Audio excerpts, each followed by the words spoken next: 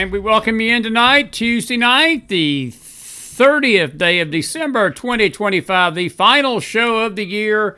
We are grateful to see everybody tonight, and we would not think of any way to go out of 2025 without this old man being part of the show. Jeemes Akers is on the line. Good to see you, buddy. Other than Elvis Presley, I think you right up there, Akers, with the most awesome guest to have on this final show of the year. How are you tonight, man? I'm doing fine, Chris. How about you? Oh, other than being glad I'm not a citizen of the state of Minnesota, I'm doing great, man. I'm sort of grateful I'm in Tennessee, and I think you're pretty much grateful you're on Ohio, right? I think Minnesota is sort of the bottom of the barrel right now. What's up with that? I'm telling you, it's by the sounds of it, it's just about corruption every corner of the state, and it all happened on the last couple governors' watches up there. Yeah. I tell you, it's there's just across the board just a lack of integrity, and it's one of the reasons that people have such a distrust of governments, and and basically the popularity of every institution in this country is taking a nosedive, and it's just because of this sort of stuff. Yeah, I'll agree with that, James, wholeheartedly. I have to say that I don't think that we will ever know the depth of how much, because they're already deleting web pages and websites, and these crooked congressmen and even the Republicans. This Tom Emmer that was out there yesterday trying to play Batman, trying to play savior to the state of Minnesota. He's been sort of culpable in this because he chastised people here a few years ago that basically was sounding the alarm about this stuff. And he was one of the worst critics of those that was telling people that this was going on. And that's usually how it happens. And I think you're right. I think that as we end this year, and we had a show last night, and we were talking about several things that are going to be a dividing line into 26, and Israel being one. But James, I really think too that the trust in government and the lack of it, it's going to be I think it's going to be a big issue as we get into 26, and it's going to determine a lot how these midterms go. And to the level that the Democrats can befoozle people into believing that, the Republicans are evil. And this is how it works in America. You get one party in power, then we throw the bums out until we get sick of that group. And then we get sick of the group we put in, we throw them out. And it's just this ping pong match. And, it is enough. I mean, it is a lot to stomach sometimes. And I have, I've got a lot of sympathy for the public in the sense that this is why we don't trust government. I think you're right, and I think we see this these judges letting these crooks go, these judges blocking Trump's agenda with nothing being done to any of them, nothing being done to the Democrat criminals, nothing being done about a lot of things. And I'm not saying we throw our hands up, but I think that we realize that as we go into this next year, we're not going to put our faith in government. We better have our faith in God and Him alone, because He's the only one that's going to get us through this coming year. And He's the only one that's gotten us through this past year. But this year has been very rough on many people, and I think this lack of trust in government has not helped. I think that there is a lack of trust in our institutions, without a doubt. Yeah, and they've tried so hard to eliminate any vestige of spiritual righteousness and integrity in this country, that people have to trust in something. And what I'm sort of thinking about as this new year unfolds is, what will people put their trust in? And I think, and I may be out there beating this drum all by myself, but I think they're going to start increasingly putting their trust in technology. And I mean, we're already seeing the first signs of it. And that's a man-made uh, well, it's entirely man-made, but it's disguised to look at as something that is super intelligent and above man, and something that you can trust. And so, let's take the field of law, for instance.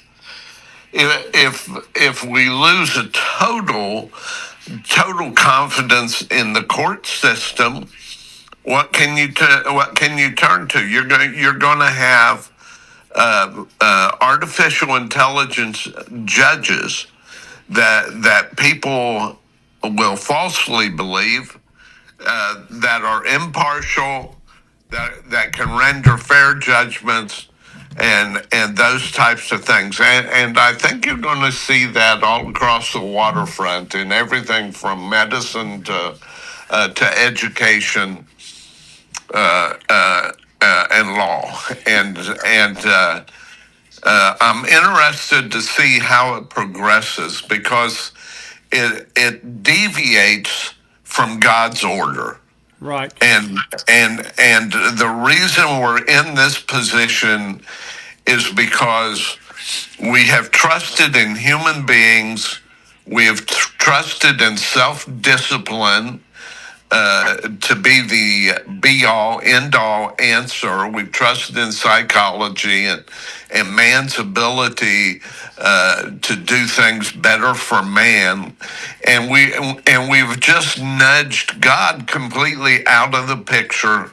And now we're going to start paying the price, and I think we're going to see the momentum for that really pick up in 2026. I do too, and we've had other people on the network, James Prophetic Voices, that have basically said the same thing. I know one in particular, our dear friend Ricky Wilson, who's been sick, but she told us last month that she felt like the Lord was showing her that the first part, at least the first half of 26, was going to be very, very tumultuous, very chaotic.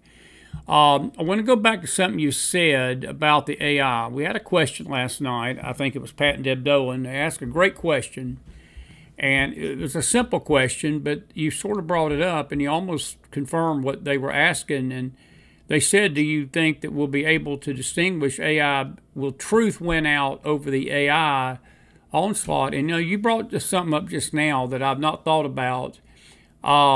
There was a story in the paper here, and it may have been on a show I saw. There was a woman, and I don't know where it was, but she literally married an AI created man. And I know people out there laugh at that, and they think that's funny and goofy, and how can somebody be that nutty? And the course of the story basically went that she fell in love with something. She had created this AI image of her perfect man, and somehow or another she had somebody perform a ceremony with this video generated image that's not even real. And you brought something up just now about the judgeships, and you brought something up about medicine. And, you've wrote many a great article this year. I encourage people to visit Jeemes's website, because you have been sounding the alarm about this for over a year, that we're headed down a path that, James, it's going to be difficult. And I think Pat and Deb Dolan's question last night was very it was probably the most important questions that we've got facing us this coming year. It is going to be hard to discern truth from, reality from something that's made up, because that's what AI is doing right now. And I wouldn't doubt it, man, at some point that the jury, you won't even have to have juries. You won't even have a judge. You'll have these AI generated judges, and you're going to be left to the whim of a computer. And buddy, we're on that stroke. Look, I respect Bibi Netanyahu, but I saw something tonight. I don't know if you heard about it, but him and Elon Musk are entering into some kind of an agreement now with Israel that Elon is going to try to generate, Israel's role in this, help Israel, get higher up in the AI generated world. I don't think that's a good trend, my friend. I think we're headed down a slippery slope, and it's I don't see anything good coming of this, because when you lose reality, James, what do you have? I mean, you've got nothing but a lie. I mean, it's what Paul said: you believe a lie and be damned. Well, people are believing lies right now. Yeah, and it's a story as old as mankind itself, and it goes all the way back to Babel. People would rather place their faith in something that's counterfeit rather than pursue what is real. And Jesus Christ, I didn't say this about him. He said it about himself. I am the way, the truth, and the life. And we are seeing a counterfeit attack on every one of those aspects of Jesus Christ. And the latest frontal assault that I've been writing, you're right, I've been writing about it for quite a while, is in the realm of artificial intelligence. And and now we're even starting to broaden the discussion beyond an artificial general intelligence to an artificial super intelligence. And everybody wants a piece of that game. You mentioned Netanyahu and his call to Musk while he was here in Washington. Yes. They had a long discussion, and it ranged from smart cars to a number of things. But what Netanyahu is fishing for is for this high tech money to come into to Israel, because Israel has a really nice base of technocrats, educated sorts. I think just outside of Tel Aviv, they're talking about building one of the largest data centers in the world, and there's an agreement with NVIDIA Yes. and a couple of these other high tech firms, and all of this. Both you and I are sort of sensitive to prophetic types of movements. Yes, we are. And God's clock for in the end times is centered around Israel and the Middle East. I can remember when I was in the intelligence world, especially back during the Obama years, we were wanting to decouple American policy from what was going on in the Middle East and shift our emphasis to other potential trouble spots, especially China. And we could never get ourselves away from it. That's because there's a center of geopolitical gravity that just occurs in the Middle East, and it's because of God's presence. Right.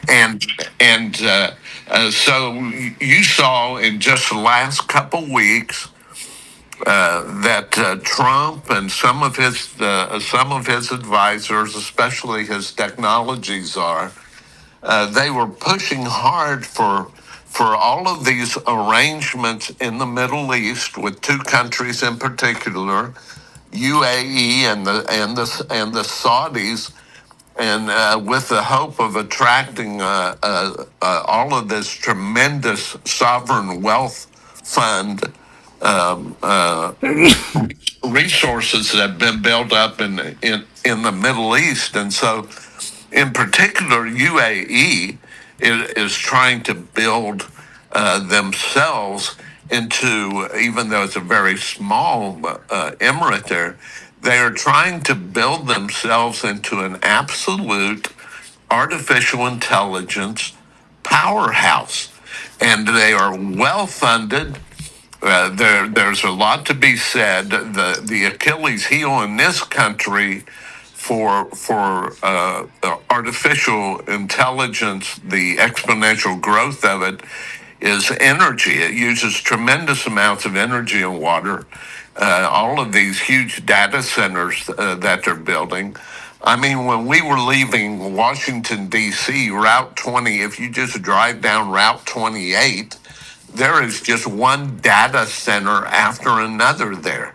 Every space where they had any open real estate, they were building these giant data centers. And in truth, we are generating so much data, and it's quadrupled like in the last half decade or so. And there has to be a place to store all of this. And of course, the game in artificial intelligence now is to manipulate that data with high speed, so that it can provide useful answers to people that ask it questions. Yeah. I mean, I've been using like a Gemini chat box to just feed me ideas about some of these. I'm writing a couple novels now, really, and it is incredible the speed and sophistication with which you get answers. Yeah. Let me And ask so you. Yeah. there's a good side of it, and there's a bad side of it, and I think as 2026 unfolds, we're going to start to see the dark underside of that because it's a counterfeit to God. It's counterfeit to God. And I want to ask you this question, and I'm sure I'm going to get it later. And I've had it asked before. Do you think that this AI push is a precursor to the Antichrist? Because, James, we know, and we are faith people, this is a faith network, and I am one that believes that there is a man of sin that is going to arise on this earth. He is going to be tied to Israel. He's going to deceive Israel into believing he's their Messiah. And the Bible clearly tells us that he changes the image of God into a lie. That's part of 2 Thessalonians' description of him. And he stands in the holy place declaring himself to be God. Romans 1 talks about that man changes the image of the incorruptible God into a corruptible image. And I believe that this AI push, and I want to just say this tonight because there's some people out there that they get all bent out of shape about people just having some fun with some backgrounds and making funny memes and things like that. This is not what me and James is talking about tonight. This goes deeper than this. This goes deeper than making a New Year's meme or a Valentine's Day meme or some kind of cute thing, a filter for your kids. We're talking about the control of our government, the control of our judgeships, the control of our banks. I had a friend ask me the other night about the crypto stuff, and AI came up. But do you think this is setting the stage, James, for this is how they're going to control the world? What's your thoughts on that as it relates to Bible prophecy? Because I believe it does. I think there's some sinister stuff going on. Too. I do too. I think there's an absolute linkage, and you would just be foolish to ignore the linkage.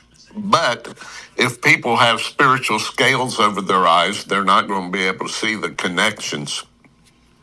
But there is absolutely, and that's why I'm so interested in this big push now to locate artificial intelligence in the Middle East. Yes. There's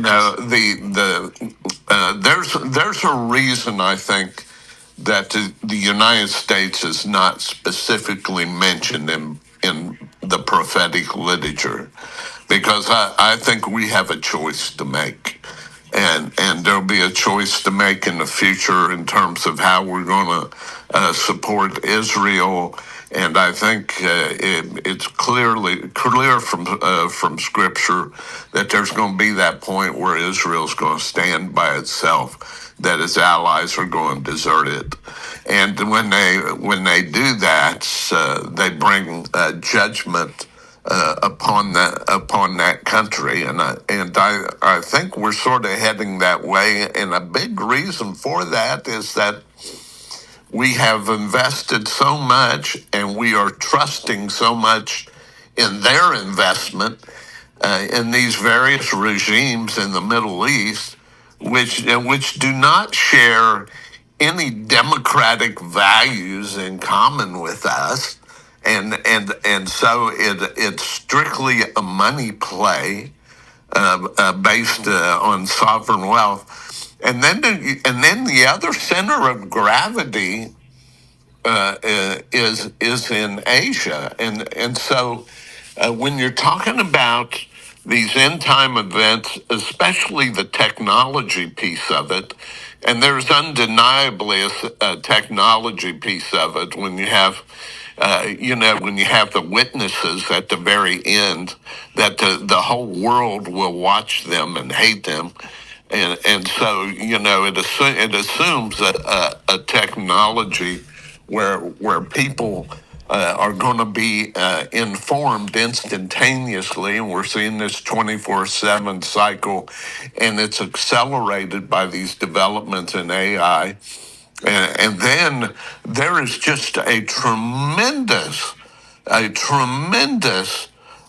push forward in China with all of Yeah. this. And so a couple years ago, and I may be going down a rabbit hole here further than you want me to, but a couple years ago, there was all this talk about a hive mind where you would have decisions made by an entity that could collect all of this information.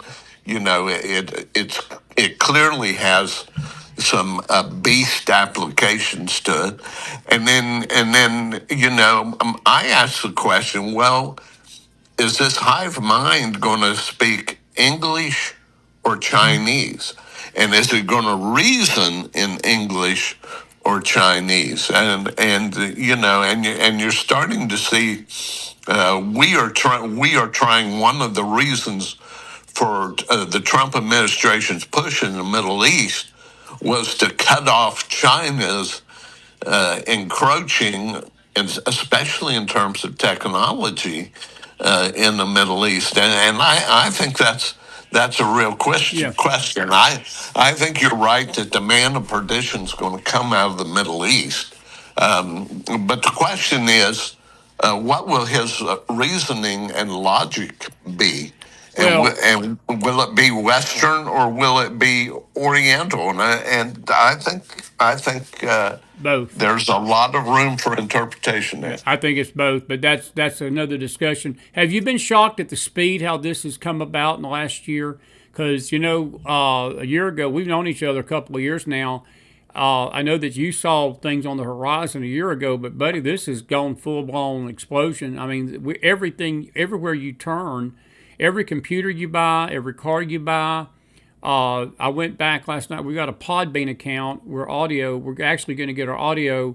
We got some audio shows next year. It's going to be a change. We're going to have an audio network as well as a video network, and we'll be on Spotify come 2026 and some other uh, music outlets with our regular shows and our face shows. But even tonight, when I signed back up for our Podbean account for next year, they were asking me AI questions, and I had to agree to the fact that AI bots and AI things could interject their thoughts and opinions. But have you been shocked at the speed how this has exploded over these last 12 months? I've actually been a little surprised. Well, yes, but it's the nature of the, pardon the pun, it's the nature of the beast, that it doesn't move forward in a pace or rate that any of the previous technologies have moved It's forward. very, It very good moves point. forward. It moves forward exponentially, and this may not be the ultimate technology. This may not be. You have you have quantum and a couple other things that are coming along that in 10 years we'll look back on this the same way we now look back on rotary dial telephones Great as point. as the cutting edge of technology, and it's because of exponentiality. Things are shortened. The time frames, especially when it comes to technology, are increasingly shortened, and so you start to see all of these developments. My goodness, you cannot call a business anymore and talk to a human being. Nope, you can't. You're talking to algorithms all the time, and it's a money thing. It's much cheaper for them to design algorithms to answer the phone, and they sound sympathetic and this, that, and the other. But it is a tremendous challenge to get a hold of a human being to talk to. Yes. And this, my what I'm suggesting is to your audience that this is only the beginning. That's very scary. We will That's very not scary, even man. recognize Yeah. the world we live in 10 years from now. I mean, the cell phone is only a little bit over 10 years old.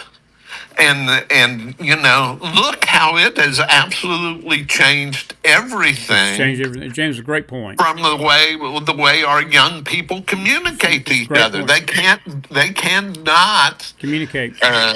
communicate to each other face to face That's the way exactly right. human beings have since the beginning of time. Well, we can't And communicate to each other, James. We literally talk to each other in memes and three-letter LOLs and IDKs, and we have gotten to the point that we don't know how to carry on a conversation anymore because our cell phones do it for us, and it's not a good trend. Good stuff tonight on that. I want to move on to some other things, but I think it's worth noting that that's going to be a significant hill to climb in 26, and I think that it's bears something, one of the bigger things to watch next year. I want to ask you some international questions tonight because for those that don't know, and most of you know who Jeemes Akers are, he's been with us for a long time. We got some new folks out there tonight. He's a former CIA analyst, and he's one of our dear friends on the shows. We've been knowing him about 2 years now, almost 3. And but do you have any hope for the Zelensky-Putin situation after Zelensky was here at Mar-a-Lago a couple of nights ago? Benjamin Netanyahu was here yesterday, and but on the Ukraine front, then I'm going to get to Iran because I need to ask you some questions about that. How much do you believe that we're closer to a peace deal with Russia and Ukraine? Is that going to be something we'll see the first of the year? Do you think that these nations are serious about peace? Do you think it's just a bunch of blather again and we'll be back to square one come the first of the year? I told you, and it's been a good 8 or 9 months ago, that a year from that program, we are still going to be talking about the same thing when it comes to Ukraine, and we are. Yes. And I think we're going to be in that situation into the foreseeable future because both sides have too much to lose to compromise on anything. And now you have the American administration, if you're to believe the mainstream press, that Trump is placing much more pressure on the Ukrainians to come to the peace table and to make the concessions necessary to get the Russians involved in it. This thing has gone on for over 1,400 days. Yep. And I personally think that when we bring in the year 2027, that we're still going to be talking about it. There's only one thing that can change that, and it is a massive regime change in either Kiev or in Russia. It, I mean, if something happens to Putin, I think the whole dynamic of the situation changes. for better, for If worse. For better, in Really? my opinion. Okay. Yeah, Interesting. Same way with yeah. Kiev. Do you think? I think Lazinski's just as much the problem too. I don't like either one of them. I'll be honest with you. I mean, I tend to have a little bit more sympathy for Zelensky lately than I have Putin. Putin has done some things that's made it clear that he's not a fair broker, but Zelensky has too, James. Both of these men are just evil despots and they're tyrants. And I think Trump is doing his best to stop a war without getting America too involved and deep in it. I think he's cut the legs out from Zelensky, the money. We're not being extorted. I think that the American people, one of the reasons we probably feel a little different about Vladimir Zelensky is the fact that we're not being extorted because we know Trump's not going to just hand him a check every time he comes over here. He's trying to get both parties to the table, but I don't see. I'm with you. I don't see any end to this now. This is a more pressing, serious matter that I read about last night, and we showed the people the story. Mark Levin reported, and Mike Huckabee, actually, of all people, our ambassador to Israel, had this on his timeline last night, that there is documents that have surfaced in the last 48 hours that Iran is trying to rebuild its chemical plant already, and they are rapidly getting close to being able to use chemical weapons again. And also Hamas, the same Hamas that the world has claimed has been the victim in the Gaza war with Israel from October the 7th, is also beginning to regroup. And they're already, from what I read in that report last night, planning another October 7th event. Now, there's no timetable on that. Of course, they're not going to sit there and put it in a document, we're going to attack Israel on such and such a date. It wouldn't be a surprise attack if they did. And it wouldn't be the Muslim world if they did.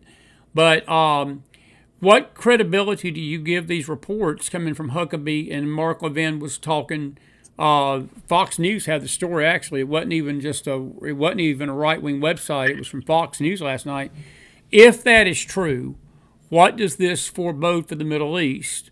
Because that's a shaking, James. I mean, and we've told people all along that this is what Hamas does. They're a bunch of deceivers. We certainly don't trust Turkey. I didn't even mention this to you, and I'll not to keep talking, but there was an alliance this week that Israel made with Greece and I can't think of Cyprus. Yeah, Greece and Cyprus and Israel formed a union to cut the legs out underneath Turkey and basically told Turkey, if you keep threatening us, Greece came down on the side of Israel. What is all this shaking doing? But are you concerned that these reports are actually legitimate, that Iran's right back at it just 6 months after we bombed the you-know-what out of them this summer? Yeah, there's a lot to unpackage there, and there are a lot of dynamics, including a centuries-old antagonism between Greece and Turkey that comes into play with all of that in terms of what you said in the latter part of your statement. But going back to Iran, what is going on in Iran is fascinating now. There are multiple and huge street demonstrations, and when these people demonstrate, and what they're upset about is the high cost of living, and the fact that this government has so blotched things. They're spending all this money on these research facilities, and they are very close to having to empty the entire city of Tehran because of water shortages. There's just no water. The government has completely mismanaged the water supply. Prices are going through the roof, and so you're starting to see protests in the streets. Right. And whether that will have legs to it and will be lasting will be an important development to watch in 2026. But I think personally that in a back room in a back room in Washington during these recent meetings. These leaders, their handlers arranged for them to have some time together, be it in an elevator or whatever. That Netanyahu and Trump may have agreed on some sort of future strike against Iran, and I think we're going to see that in 2026. There's Okay. there. I think you're going to see also sort of an acceptance of Israel's ability to go in and try to eliminate Hamas. The same thing with Hezbollah. Hezbollah is trying to raise its head again in southern Lebanon, and so and at the same time. And again, there are several moving parts to this. At the same time, two of our allies in the Middle East, the UAE and the Saudis, are having their own disagreements over Yemeni policy, and and the Saudis have even gone in and bombed some groups that are funded and supported by the UAE. So our allies in the region Or fighting each other. are squabbling. Yeah. What do And you? Mhm. and so like I said, there's a lot to piece together there. And then at the same time, you have the clock running on Trump's time in office, right? And I mean, it's clear, and I support Trump 100%, given what the possible alternative would have been. But there's no doubt that he wants a huge legacy issued type of event in foreign policy, and that's James, one of his motivations. and it is going to be the death of him, because a legacy that basically screws our only ally in the Middle East is not a legacy. It's going to blow up in his face, and I love him to death like you do. But it leads me to my next question. By the way, folks, you're watching a very special Mac Files final show of 2025. It is officially New Year's Eve in the East. We're not quite to New Year's. We've got a New Year's Eve show coming up tonight. But if you got a question for Jeemes Akers, he's our special guest tonight. Put that in the chat. I'm going to ask him a few questions. He's got his milk and cookies. Johnson's already asleep. I would have had Johnson on tonight, but he he goes to bed at 8 o'clock, and him and Elvis are tucked in, and I didn't want to get him irritated tonight. So we got the next best thing. Jeemes Akers is an old enough to be. He's up later than I am, and I'm a night owl, so I knew James would be sharp tonight. But seriously, though, I do want to ask you about Qatar. There was a report out also this week that confirmed the fact, and I've been saying this all along, and I've been feeling this, and pretty much what my suspicions were about October the 7th was proven in a document, and Mike Huckabee is another one that pushed this as well, that it was Qatar that was the money, James, behind October the 7th. And I got to ask you a question, and this is it's not a gotcha question, because I don't know if there's a right or wrong answer to this. I guess it's perspective. I do not believe that President Trump is doing America any favors. I know he's trying to make a lot of business deals, and it goes back to what you said just now about the legacy. I'm afraid his ego is going to get in the way of his common sense when it comes to the Middle East. He's not dealing with people that care anything about America or Israel. Qatar don't care about America. Qatar wants their money. They want business dealings. The Saudis want business. The Yemenis want business. It's business. That's what the Middle East thrives on, is money. But when you start embracing Israel's enemies and you start giving them favorable deals and force Israel to bow down to her enemies, my friend, you got a spiritual component that nobody wants to be on the wrong side of. I'm not saying Trump's there yet, but I think that we better be praying for him because I believe that Israel, Jeemes, is going to be the dividing line of 2026. I do. I think that it is going to be a dividing line for this nation. It's going to be a dividing line for the church. It's going to be a dividing line for us as individual Christians. And I think that if we get this wrong, it could be the destruction of this country. Now, it may not happen right away, but I think that we're getting in bed with the wrong amigos. And if Qatar was behind October the 7th, what does that do to our relationship with that nation if it's proven to be true? Because, the Israel haters are out there swearing up and down that that's not true, that Israel was behind October the 7th, because that's the latest anti-Semite craze that Israel's behind everything. But what's your thoughts on Qatar? And folks, put your questions in there. I'll ask James a few of your questions here as we get into this interview. But what's your thoughts on Qatar, my friend? Well, let me take you back when I was in the intelligence world, and I'm not even suggesting that I was close to the top in terms of decision making there, but we were in a desperate situation to find after 9/11 moderate Muslims. Right. And in the state house and in the State Department, especially in those individuals that have been in the Middle East and in the embassies and this, that, and the other, there is a continuing push to find moderates, and somehow we, because we believe they acted as middlemen for negotiations between the Muslims and the radical Muslims and Israel, and with the United States having a seat at the table on occasion.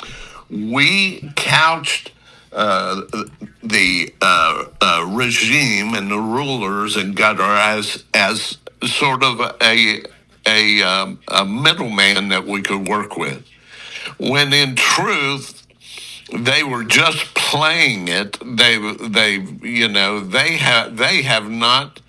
Al Jazeera is basically their mouthpiece, and they have not backed up 1 inch in terms of their hatred for Israel, and so it was.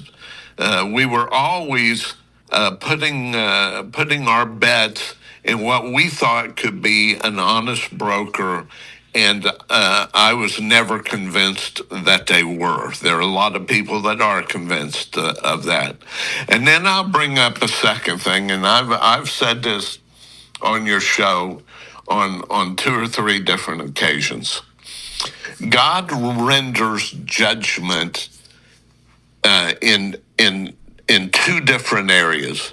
For individuals, it is exclusively and solely what they do with Jesus Christ. Amen. But Perfect. When it comes to judgment on countries, God judges countries by how they treat his people in Israel. Beautiful. And the judgment falls on those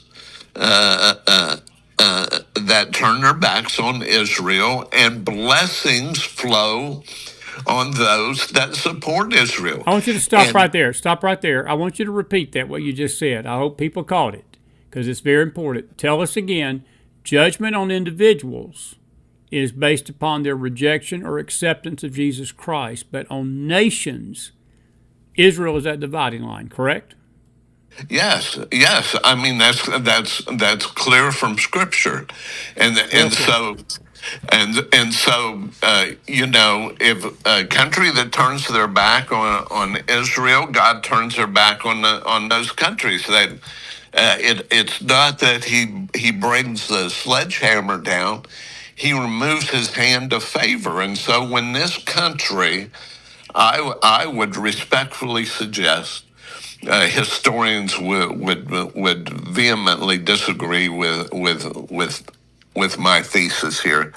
But when we supported Israel existence as a nation in 1948, you know,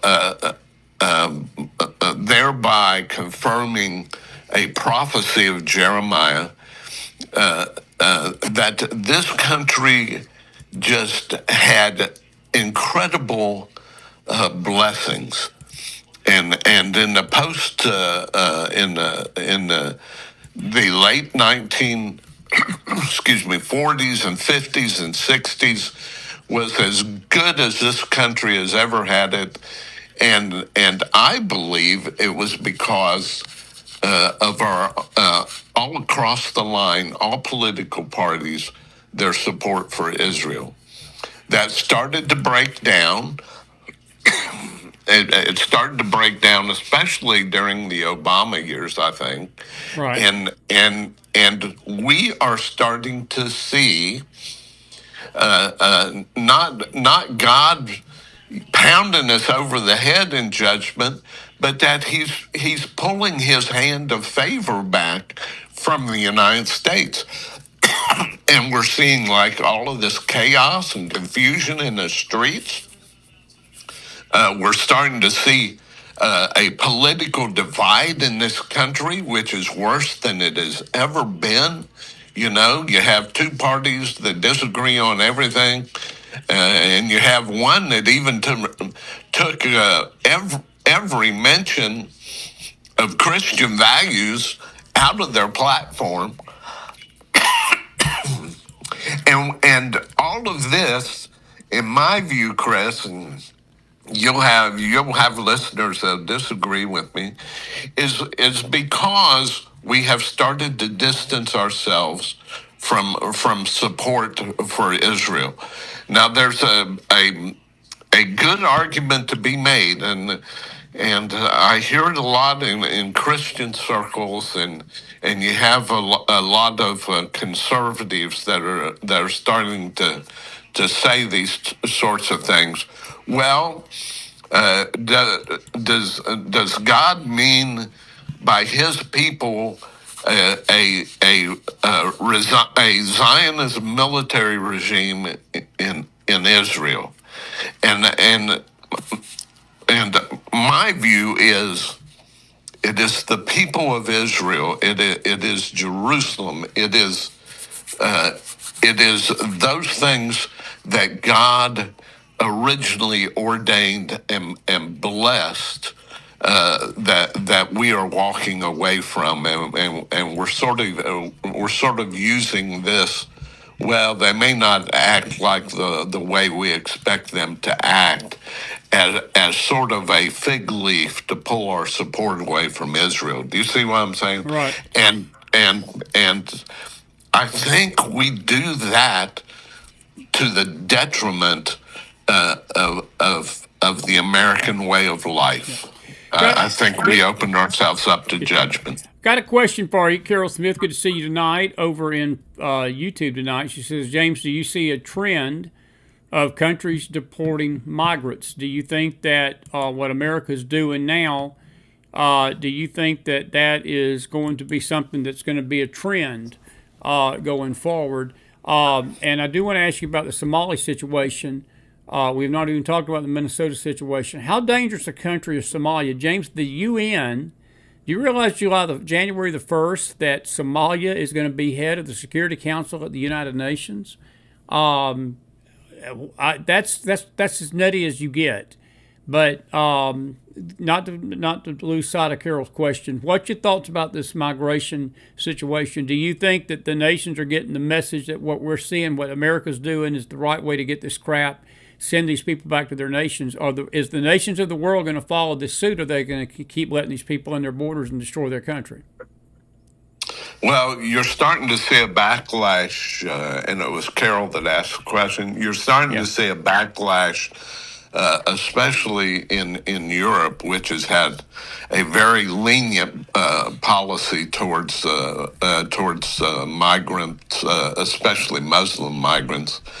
My feeling is that, if you just turn back the clock by several months, all we talked about in this country was immigration and people flooding across the border and the tremendous problems, crime, and everything else that it caused. That discussion, has been put on a lot of it has been put on the back burner, and it's because I would argue a successful Trump policy at the border. That used to be political issue number one and is just sort of faded into the background. There has been, like it or not, some measure of success by this administration regaining control of our border.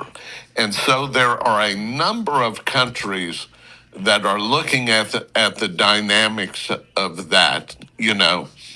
How does a government control this flow of humanity that is coming in from countries that have disastrous situations for their people, and in many cases it is just such a heartrending cases that it makes a strong policy very difficult to implement, whether it be here or whether it be in these other countries of the world.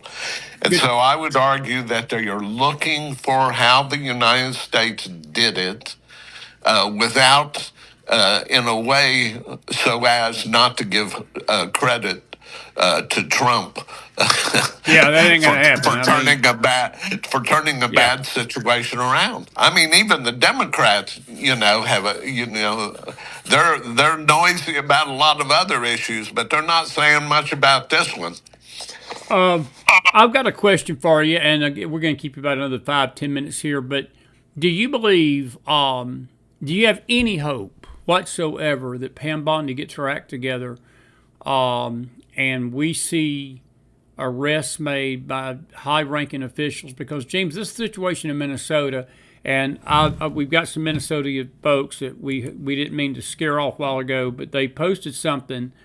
One of them said, I'll just read it to you. They say, I live in Minneapolis, considering moving to another state. It's like L.A. right now, New York.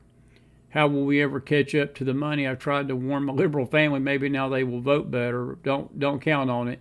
But Jean said, so sad I'm a Minnesotan, so ashamed of my state. Praise God, it's being exposed. Let me ask you this, and I'm not taking. I understand Jean's sentiment about this exposure. I think I've heard that word almost to the point of wanting to throw up, because we should have been on top of this a lot sooner than now. While we have been asleep at the wheel, and this fraud has literally, when you get down to billions and billions and billions of dollars of federal taxpayer money, Jeemes, and the waste and corruption that Tim Walz oversaw, and granted, I heard what you said at the beginning. It wasn't just him; it was previous governors. But do you think there is any chance that there are not just arrests of low-level people that are involved, the Somalis, but this goes into the governor's house and he's held accountable? I hold him accountable for this. He oversaw this fraud. Keith Ellison oversaw this fraud. Tom Emmer oversaw this fraud. Elon Omar oversaw this fraud. Her husband scrubbed his website yesterday of all of his business associates, and his company, Twin Lake Capital, is at the heart of this. I heard somebody say this morning, it was a representative up there, and I had to laugh. And I visited Minnesota, and it's called the land of 1,000 lakes, or a land of 10,000 lakes. And he said it's now the land of 10,000 Somalians. And I had to laugh, because it's what Minnesota's turned into, man. It's a joke. But do you think that there's any prayer that Pam Bondi has the kahunas? And I hate to say it like that. I'm getting frustrated with her, James. I don't think she's that serious. And I'm so sick of hearing this strongly worded letter. Okay, we've exposed something. Okay, you've exposed it. What you going to do about it? What you going to do about it? People are tired of hearing about it and nothing being done about it because it will be done again if something's not accounted for, bro. That's just life, and it's not being hearted or being mean. But if me and you do this stuff, Jeemes Akers, we go to prison for it quickly. Well, if we ran our finances the way the government runs its finances, we'd be in prison too. The Absolutely. the issue is twofold. One is action at the administrative executive level, and history will bear me out on this. It is very difficult for elites to act effectively against other elites, and what you have here when you start to scratch real deep are people with money figuring out ways to make more money, and then the second level of the problem, as I see it, is the judicial system. Let's say Pam Bondi or whoever would replace her would come in and bring a meaningful action, bring this before courts. Are you going to have a judiciary that will follow up with and mete out appropriate punishment? And I think we both know the answer to Yeah, that. I do too, and I think it's going to be her downfall, James. I think that Trump even is getting frustrated with it, and I'm frustrated.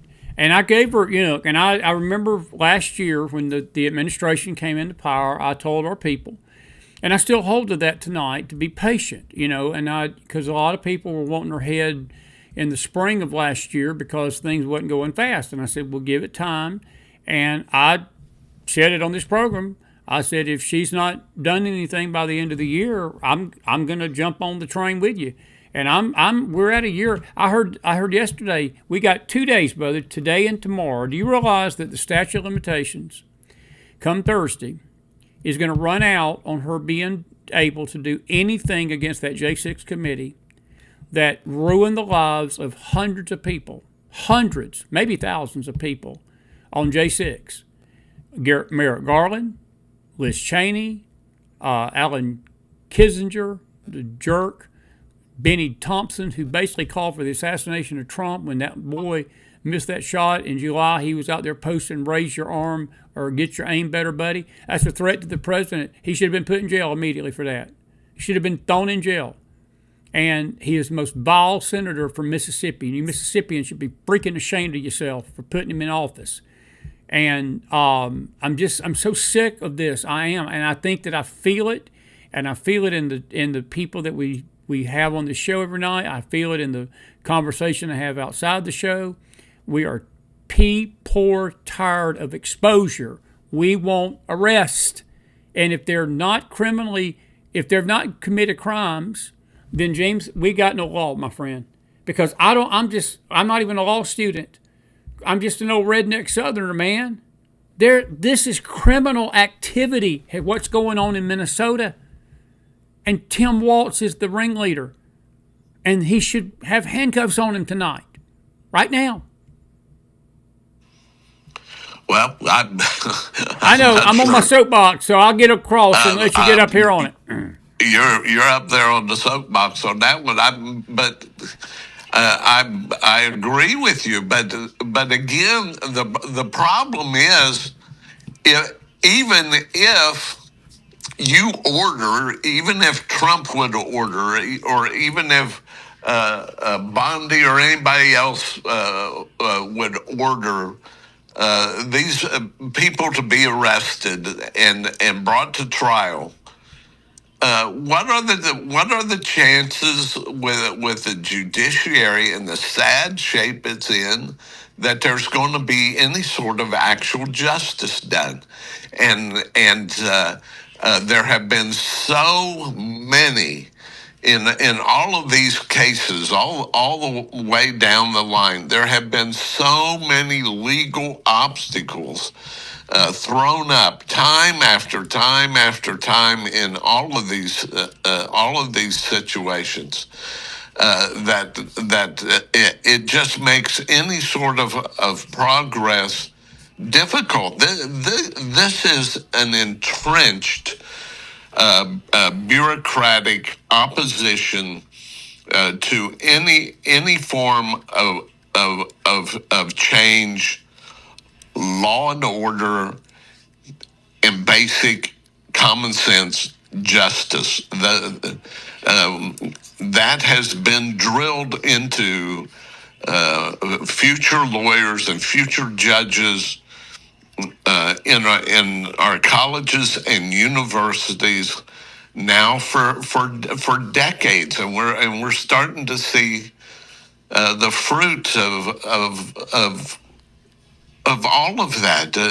You know, you and I were brought up in an era of sort of. I know this is a complete simplification of it, but in a Perry Mason sort of justice system where good prevails. Good is not a fundamental aspect of the judicial system anymore. It's about money. It's about being able to buy the best lawyers and buy the best and shop for the judicial district that you want to try things in, and it's all become so hopelessly politicized. And so, you know, I hear you, and I hear the frustration, and it shouldn't be the way it is. But I have a tremendous sympathy for those in the administration and in the Justice Department that are like pushing a boulder up a mountain to Totally try agree. to get anything done. Totally agree. To No, I'm get with you. anything done. I'm with you, buddy. And again, I'm not blaming Pam Bondi for all of this, but she has been in there a year. Patel's been in there a year, and there has been no movement whatsoever on a lot of this stuff. Elaine Willard, great question. Can the citizenship of these Somalians that have been charged with fraud, can their American citizenship be revoked? I know that's a legal question. I believe it can be. What's your thoughts on that, real quick? We got about Yes. 5 minutes. Yes, it can. It can if you have again if you have a judicial system that has the wherewithal and the courage to do it and to take those steps. But I'm not very optimistic that that will happen. It can happen in a perfect world, but I'm just not Right. not sure it's going to happen. Well, and Bear says it right. Our government has stole billions of dollars from us, and that is absolutely happened. And you know, Jay Morris is right. And you know, James, I'll leave it on this tonight. You have these three judges, the 3-judge panel in Minnesota. These women, and that's another discussion for another time. While we've got a country that's gone to hell because we've got basically a female takeover of government. And that's not being sexist in comments. I've got reasons why I say it. Men are ruled to lead, and the men are not doing much better. But we've literally got a bastardization of judiciary that I've never seen in my lifetime. And these 3 judges, basically, there was a man convicted of a $7.5 million scheme. He was Somalian. And they threw out the case against him, his wife, and 2 associates simply by decree. They just tossed it out with no reason. And when you've got a corrupt justice system like that, it's what Pat and Deb just said. I mean, it really don't matter what people charge people with. And maybe that's where Pam Bondi's coming down on tonight. She sees all this and says, well, we can charge them all we want to, but, you know, we've got these rogue judges that have gone crazy. Supreme Court's going to have to step in and stop this. And I don't know anywhere else to get relief from this except the Supreme Court. And, you know, you can't fast track everything. It takes time, and they know this. And while ultimately Trump may win, there's going to be some delays, and that's the country we're in right now, bro. And it is very frustrating, man. Listen, before we let you go tonight, it is the end of the new year. I want to thank you for being a great guest, and just wanted to get your thoughts. Take a quick. This is a quick 3-minute question, but what is your grateful thing you're most grateful for this year, and maybe some things that you look forward to in 26, and your greatest concern for 26? Real quick. I am so grateful, number one, that God is still on the throne and has things in control, even when I ask so many questions. I'm grateful, number two, for a wife that loves me sacrificially, and a family that continues to be close and supportive of me and my hopes and dreams. And I'm grateful, number three, for the country that we live in. With all its warts and blemishes, it is still the greatest country on earth, and I do not apologize whatsoever for serving her in terms of military service and diplomatic service, and my years in the intelligence community. And then I am grateful that my Lord has just saw fit in terms of cancer and other things, to keep me around as long as he has I just asked the Lord at one point, just let me see my grandchildren and be able to spend some time with them. And my God answered that prayer. And so those are the things going into 2026 that I am grateful for, and so many friends. God has given me a life that has just been so incredible in terms of people that He brings into my life, and you're one of those. I hope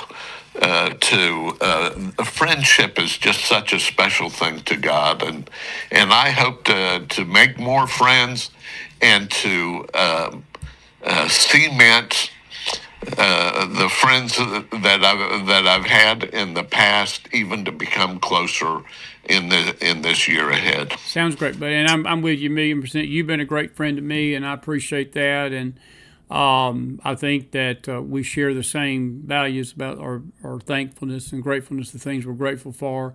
And I'm looking forward to seeing you back here in 26. Now, if you get a text from my number from Israel and it says HELP, that means that you need to get on a plane and bring Johnson and the Cavalry and the U.S. Marines and the U.S. Air Force and deliver and come get me out of a mess in the Holy Land. I leave for Israel Sunday, and I'll see you when I get back. And listen, all jokes aside, it's been a wonderful year with you, man. And we appreciate you being with us tonight. And being this is our final show, I couldn't have thought of a better guest to have as we wrap this year up. And we're grateful for you so much tonight, my friend. And God bless you. And appreciate you, damn it. We'll be praying for you, and I'll see you when I get back. Okay, you be safe, be blessed, and bring me back some good reports on what God's doing in Israel. I'm looking forward to that. I'll bring you a postcard. God bless, friend. Take care of yourself. Bless you, James. Blessings, Chris. Have a good Thanks night, everybody. For the opportunity. Good night. Always, man. Jeemes Akers, everybody, put some fire in that house. It's so good to see him tonight, and we're grateful for him. Grateful for him tonight. Let's see here. Let's see. Any questions? Any comments? Good to see everybody tonight. We're running late. We've only been going an hour, but we're actually late into the evening. So it's 12:30, and I'm going to let you go. We'll be back here. Now, we're going to have a New Year's Eve service tomorrow night. It's a Wednesday night, so it'll sort of be the sort of the combination. We have, like we did Christmas Eve, we had a faith service, then we had thoughts about Christmas and so forth, and we're going to do the same thing tonight or tomorrow night, and we'll be announcing it. Probably we're going to start about 10, maybe 10 o'clock, and have some music, a service. And what we might even do, we may have a small Wednesday night like Bible study early and deal with some Bible stuff, and then come back and be with you from 10 to midnight, 10 to 1. And as of now, last year, normally what we do on New Year's Day, we take New Year's off because we are here with you late on New Year's Eve. And we're going to possibly be here Thursday night, simply because I won't be with you for 2 weeks starting Monday. And it's sort of a different year this year with all of the things. I know that we will be here Friday, and hopefully. Miller, good to see Miller tonight. Miller. Jason's informed tonight. I saw something that he posted, and I really didn't think about it, but 2026 can be 18 years since Obama, because he came into office in '08, and 666, 6 plus 6 plus 6. Interesting. See, Miller he comes up with these things, and I wouldn't think about him in a million years. But it's good to see my friend. Hope he's doing well tonight. Hope you're doing well. Good to see Cleo in the house tonight, earlier, and now, and all you that have been with us tonight. If we wasn't so late into the night, it's 12:40 in the east, I would stay with you a little bit longer. Looks like we just didn't have but a few questions anyway. But please be with us in the morning on our Bible study. Tomorrow is New Year's Eve, or later today is New Year's Eve. We're already there now. And I just want you to know, if you're not going to be with us the rest of the week, we want to wish you a very happy New Year from our Mac Files family to yours. And we want to thank you for a beautiful year. This is our final show of 2025. The next show we do will be our New Year's Eve service. But as far as our news side goes, this is the final one of the year. And we hope that we've encouraged you. We hope we've made you laugh a little bit. We hope we've challenged you. It's been a good year. I know it's been a tough year for a lot of people. There's been a lot of loss. There's been a lot of family members that have been lost. There's been a lot of death among our audience. We've lost some dear friends this year. It's been a lot of sickness. There's just been a lot of chaotic sickness. I'll call it like that. People have really been dealing with some serious physical matters, emotional matters, financial matters. And it's been a challenge, and the devil has really been fighting hard. And I just want you to know that we're praying for you out there tonight. I posted something on our Facebook page from Kathy and I, wishing you a Happy New Year. And in the comments, as I was typing, I just felt like to say that if there's ever a coming season and a coming year that we need to love each other, we need to encourage one another more than we've ever had. We need to support each other more than we've ever had. We need to be understanding and have mercy toward people more than we've ever had. We need to love people more than we've ever had. We need to grow in the knowledge of Jesus Christ more than we've ever had. We need to be grounded in the truth more than we've ever had this coming year. We need to focus on God, not government, more than we've ever had this coming year. And I want to say what James Akers said. I think of all that I heard tonight, what he said there in the middle of this show has stuck with me all show. God judges people, individuals, on their acceptance or rejection of Jesus Christ. Square on. But he's absolutely right about this too. And you Bible students, we're going to talk about this when we get to this judgment, because we're on the judgments of Scripture right now. God judges nations on how they treat the nation of Israel. And I think that is a huge question going ahead into this next year for our nation. That tiny little nation in that blue right there on that flag, her future has been laid out in Scripture. I know exactly, and you know if you read your Bibles, exactly what's going to happen. Our future as Americans, our nation, is not so clear, and it can go either way. There's a lot of choices that have to be made. America's got to choose the right path. Our leaders have got to choose the right path. Our nation has got to choose the right path. But Israel's not going to choose the right path. The Bible tells us that. She's going to accept the Antichrist as her Messiah. But in spite of all of that, God is going to bring her to her knees, and she is going to recognize Christ at the end of the Great Tribulation period. There is no guarantee that America is going to do the same. I'm not saying we're not. I'm hoping we do, because I want us to be a sheep nation. I want us to be around for those that's left here in this nation. But I will tell you this, folks, every indication is that there is not going to be any nation standing with Israel during this time. The preparation for that and the test of that is happening right now. And seeds are being planted in this nation that is either going to be the rebirth of this nation or it's going to be the destruction of this nation. And this coming year is going to be a telltale year. And, I didn't get a chance to ask James about the midterms. Trump is going to become a lame duck president within a year if this midterm race goes bad. 11 months. So we need to be praying as we've never prayed before, I guess. That's the other thing we need to do more than we've ever done. We need to pray for each other. And you need to encourage each other out there and love each other, support each other. Folks, if you see somebody struggling, if they're struggling with spiritual things, don't kick them. Don't judge them. Don't throw condemnation and ugliness, accusation, and things like that on people. We are better than that. We should be better than that as Christians. And it seems that is people's first nature, is to judge, accuse, slander, bear false witness, tear down, criticize, find negativity, find fault, just do everything they can to find fault with the country, find fault with Trump, find fault with their family, find fault with their church, find fault with this person, that person, and it just goes on and on and on, ad nauseum. And it gets to the point that we literally become a nation of murmurers. And I'm afraid that's where we're at tonight.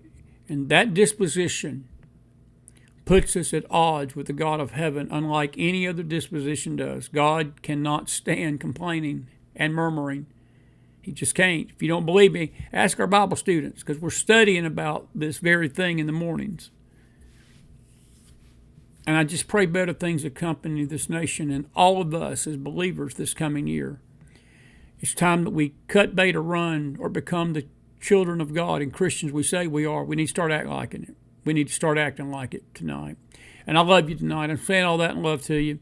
I'll see you back here tomorrow in the morning, and then I'll see you back here tomorrow night. As I said, we'll post the schedule in our Telegram room and also on Facebook about the time. But we will, the New Year's Eve part of the service will start around 10, and we'll play some music tomorrow night, have some thoughts, get your thoughts on the new year, and then we'll welcome in the new year with you right here on the Mac Files tomorrow night. The Mac Files rockin' New Year's Eve, but it'll be a gospel rock. It will not be the hard rock as ABC does. It will be the kind of music that's good for your soul. It's called Southern Gospel Music. May the Lord bless you. God bless you. God bless your families. God bless this great nation of America. We're grateful you've been with us this year. I'm looking forward to another year with you.